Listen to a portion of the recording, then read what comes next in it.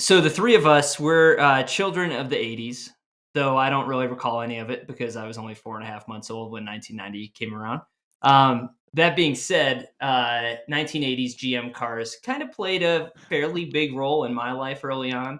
I called my parents actually like an hour ago, and they couldn't tell me for certain, but there were one of three cars that I was brought home from the hospital in as a newborn in 1989.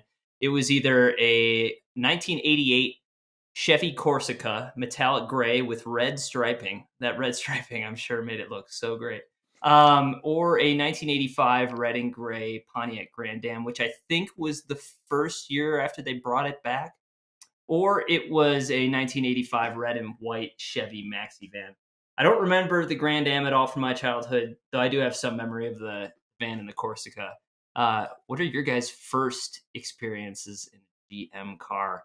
Oh, well, I mean, yeah, I was brought home from the hospital in an '83, no, '81 Buick LeSabre. So Okay. that's a big black, Malaise era sedan. And then shortly, but at the time, my dad had an '83 Oldsmobile Cutlass Sierra, which was a new car at the time, a car that my mom would later get. Um, but those are the last two GM cars they would own. Yeah, same here. Yeah, those three were the last three GM cars I my don't think parents they were owned as well. particularly bad, but Dad went to Jeep for a couple of for two for 4 years, and then never went back again to that either. But my family like had them all into the all throughout the '80s, with the exception of a couple of aunts and uncles who had Ford Tempos. Oops. Um, so yeah, early on, and actually, it was funny because got to drive a Buick Grand National, um, couple, maybe like 10 years ago, and that was like a cool car. But I thought it was cool because it was like stepping back in time to my childhood. Because like really, the interior of the Regal, it's a Regal, was basically the same as all those cars I grew up with, and I knew how to use the radio with the little four chiclet buttons that if you press more than one, it was a different radio preset entirely.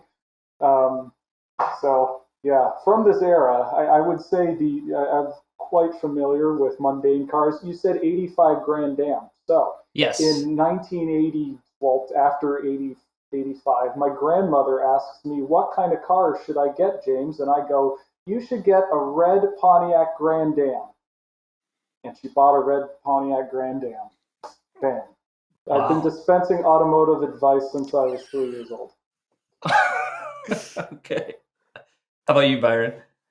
So my family was all that they had a bunch of imports, honestly. Like my parents had Toyota Tercels, VW Rabbits.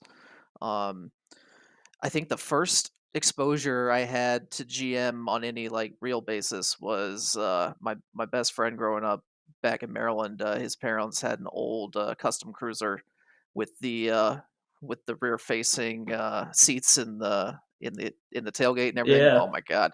Big old wagon. It was, cream with the woody treatment. It was like stereotypical. Oh my god. And that was great because, we're 6, 7 years old. So this actually, it would have been in the '90s, but it was an '80s vehicle. And, they're taking us to the pool in the community and stuff like that. So we loved it because they would just throw us in the back with the towels and be like, don't get anything wet. And we, flip down the thing and put the towels out on it and just kind of, and then occasionally they would forget that they hadn't put the seats in the back and they'd just be like, we're not going that far. You'll be fine. So, but yeah, that was really it. It wasn't until I actually started doing this that I got to get out and actually experience more GM vehicles because just nobody I was around when I was younger really had them. Do you guys have like favorites and least favorites from the 80s and the 90s? So I'm going to go with, because forgive my Canadian pronunciation here, but the Camaro IROC Z, because I think that's cool. I know it has like the whiff of mullet about it, but I don't care. I still think that looks pretty distinctive, um, and I yeah, I mean it's if you look, it actually had some muscle to it for the time. If you look at how much power it actually have, it's like like a Subaru Forester like today. But you know, I think that thing's cool. I think it deserves a comeback in terms. I think we should retro the '80s and that thing make Camaro different. The next one should reference that one. Yeah, I'm here for that. Go back to IROC over Z28. That'll be fun. I'm actually going to go for best of the '80s being the Fiero, and I know it's not. It's another one that's not objectively good, right? It's not objectively good, but it's a nice relic of when GM tried. Like and that sounds terrible now because they're obviously like things have changed in the last decade, especially. But when you look at the '80s, like there was, they were coming off malaise, and they were just finally like, which is going to tie into my least favorite car, GM from the '80s. But like you have this like the sense that they're trying things, and I think that was when GM was still like investing in like aerospace companies and all the other crazy crap that domestics were doing in the '80s. They were doing weird things with the cars back then, and the Fiero was kind of the last where like they're going to throw it to the wall and see if it sticks. And then, by the time it got killed off, it actually was halfway decent.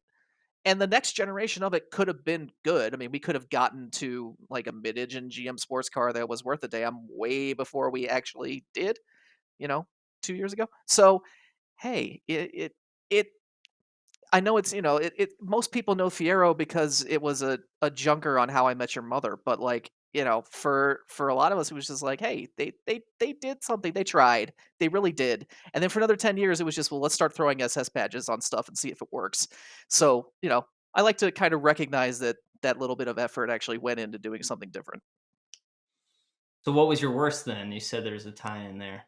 I'm going to go with the front-wheel drive Cadillac Fleetwood, the downsized Fleetwood, the like post-malaise leftover Fleetwood, the oh my god, we can't keep doing this, but it's already paid for, so let's keep selling them until no one buys them anymore Fleetwood. That was the first Cadillac I ever went in. My Aunt Lorna had one. She loved that thing. Silver. So she after the Black LeSabre that my family sold to them, she got that. So that was the first Cadillac I had been in. Is that your worst one too, James? Or? No. There's a far deeper. Is it the Fiero? Far deeper turd iceberg from Cadillac to sample from in the '80s, and that would be the Cimarron. I mean, that is the correct answer. It is. I thought it was too easy. Yeah, but sometimes the easy answer is the correct one. Yeah, let's take an '80s Cavalier. Anyway, unacceptable. It was unacceptable at the time. It was unacceptable thereafter. Just an embarrassing vehicle. You still see them up until a while ago for someone's grandmother who bought one because that was what she could afford. And they'll show up in Palm Springs used car sales, and they're just like immaculate. But yeah, just embarrassing. There have to be at least a few of those still around here too. I haven't seen any of them, surprisingly, since I moved here. I mean, really, often than not, the worst of GM is badge engineering at its worst. And, this is an era of that too. Like, is that a Buick? Is it an Oldsmobile? I don't know. Like, talk about those wagons you were talking about. They're, like, indistinguishable. Yes. But, like, really? You're going to pull Cadillac into this now? Okay. Yeah, did not. I mean, it hurt Cadillac for a long time. I mean, but then you also have like that same IROC Z Camaro. A couple of years earlier was introduced as the Camaro Sport Coupe, which had the 90 horsepower Iron Duke 4-cylinder. Which, 90 horsepower. This is not like the 4-cylinder turbo of Camaro today. No. That's a rather sad moment.